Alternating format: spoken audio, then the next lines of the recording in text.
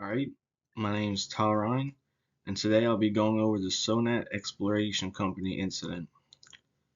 This incident happened in Pickens, Louisiana back in 1998 at a oil and gas separation facility.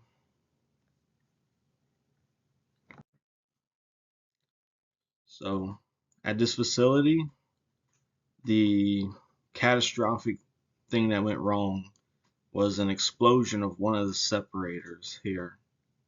These were crude oil separators and they were fed directly from a pipeline only a few miles away. And that delivered crude oil and natural gas, water mixed all together into these separators where they'd be separated and stored for delivery to other refining facilities.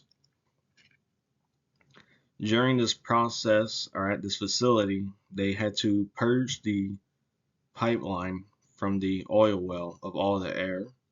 And what they did was they simply just let the flow of the oil go from the well into the pipeline and let that move all the air out.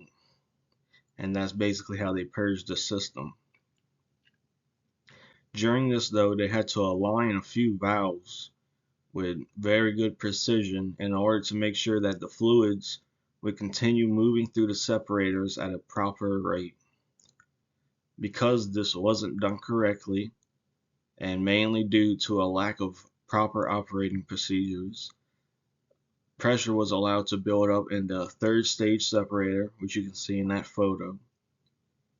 And once it built up to a certain point, it blew up, dispersed all the contents in it, and they called ignition pretty quickly, killing 4 people and doing catastrophic damage to the facility. During this accident, um, the pressure in the pipeline upstream reached nearly 800 psi. So all that pressure just went into that third stage separator, and it was a vessel that wasn't rated for any pressure. It probably could only hold about 10-20 psi, and they don't know exactly at what pressure, but it was exposed to high pressure, which is what caused the fatal explosion. So that's a little bit what I just talked about. When it came to the damages to the facility, there was the loss of 4 people. Those added up to a substantial cost from work loss, and then from damage to the facility and the structures added up to another $200,000.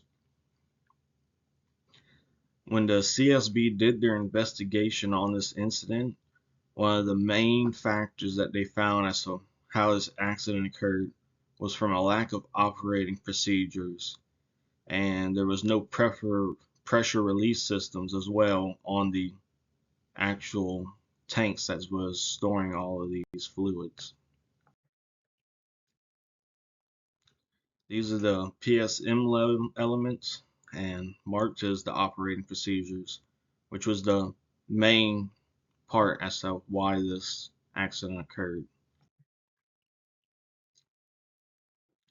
So the facility had no operating procedures, no written ones. They didn't even have verbal ones. In a complex operation like this, they were required to align almost 10 plus valves at the facility, and any error with one of them could lead to a catastrophic accident. And it just so happens that there were 2 valves that were misaligned, which prevented the pressure and all the fluids inside from properly flowing through the vessel, stopped them in there, built up, and then that's when the explosion happened. So that's why the CSB found that the lack of proper operating procedures at the facility would have greatly reduced the likelihood of this accident. It's not for certain if they would have completely prevented it, but it definitely would have helped and may have likely prevented it. So in conclusion, written operating procedures are very important to any facility, especially when you're dealing with pressure gradients like this, which are produced from an oil well, going directly into your facility. So for the purging operations, they should have had a clear, concise operating procedure for all the steps, including the alignment of all of these valves. They've also should have double checked and verified that the valves were properly lined up before flushing out the system, purging it. It's also important that they should have had pressure relief valves as well on these tanks in order to release the pressure in case of any accident where this could have happened. That's it.